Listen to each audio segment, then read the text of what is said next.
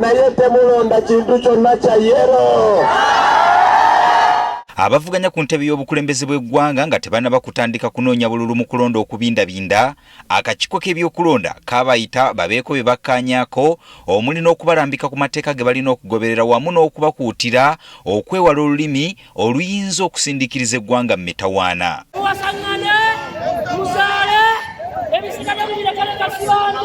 Sabbiiti ey'okusatu ng'ekunukkiriza okuggwako bano nga bawenja obululu, akakiiko k'ebyokulonda kagamba nti kakizudde nga waliwo abavuganya abaganya okugondera ebyakkaanyizibwako.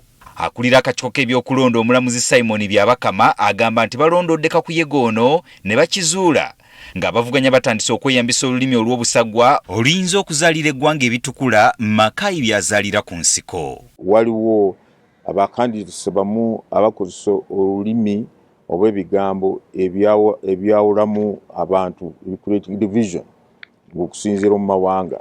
Ekyo tukivumirira lwa nsonga nti okusinziira mu biragiro etteeka erifuga okulonda ku bwa president kimenya amateeka, kandidate yenna okukozesa olulimi olwawulamu abantu okusinziira mu mawanga n'ebintu ebirala. Bwe tumubuuzizza avuganya gwe bateebereza nti yavudde ku mateeka gano yeeremye okumwatuukiriza. The police will find out that. It is the work of the police to do that. Ng'oggyeko kino atugambye nti n'ekyokuyisa ebivvulu nakyo kyongedde okukolebwa kyokka nga bavuganya bonna baalabulwa obutakikola. Bagenda n'omujjuzo gw'abantu ne bakola processions mu makubo, tebagoberera amateeka g'amakubo traffic rules oba amateeka g'ebya traffic.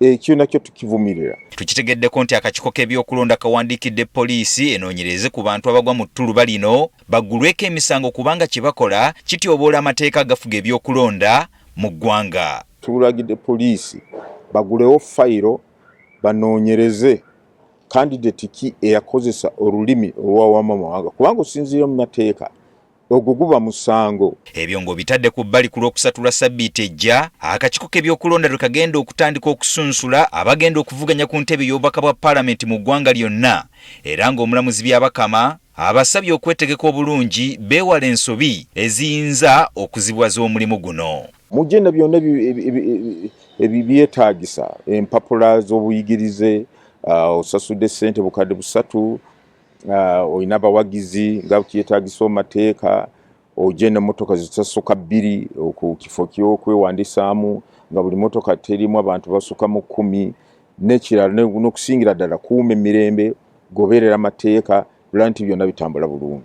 Mu kaseera kano akakiiko k'ebyokulonda kakyamaliriza okutereeza ebyali bikyasigalidde mu kusunsula abavuganya ku mutendera gwa gavumenti ez'ebitundu era nga balina essuubi nti bwe lunaatuukira Olwokusatu olwa Sabbiiti ejja ng'enteekateeka zonna ziwedde okutandika okusunsula ababaka ba paalamenti. Gerald Damulira, Agafeeyo ku Spark TV.